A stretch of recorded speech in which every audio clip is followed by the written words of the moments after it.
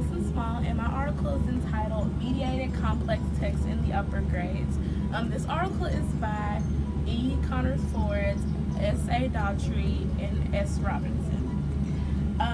The article started off talking about how when students move from elementary to middle school, how the texts get harder.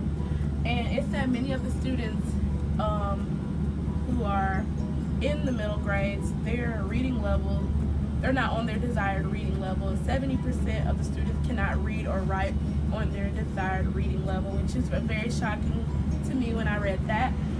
So their teachers are trying to come up with strategies to help the students move from simple text to complex text.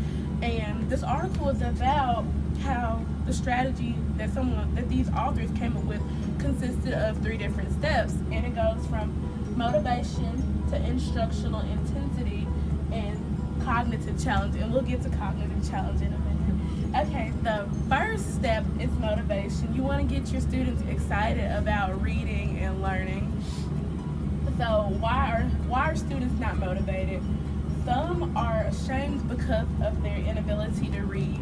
Like, some of them may be scared to read in front of the class because they can't read, or they just don't know like some of the big words, and they may feel like they're in competition with their friends trying to read. And how can teachers help motivate their students? Like, a way to help motivate your students is to choose a text that the student has background knowledge about. So for example, if your student likes to talk about horses, let them read a book about horses, and then it'll get them like excited about reading. Or for example, if they like sports, let them choose different sports books to read about, and that'll get them like more excited about reading as they're moving from simple to complex text. And then also let the student choose what they want to read about. And they can, like, aside from the academic material you already have set out, have a library or something in your classroom that you can just let students pick from and read in their spare time when they're not doing their classwork. Okay, and so over here. The next step 2, is instructional intensity. When intensifying a student's instruction, the teacher must work on moving the student from simple to complex text. The teacher must slowly move the student from simple to complex, because it may be kind of hard for them, especially if they're just learning how to get to the level of their reading level. Okay, so like in step 2, you want to work on their critical thinking skills. You want to get them to like think about, I don't know, making inferences or trying to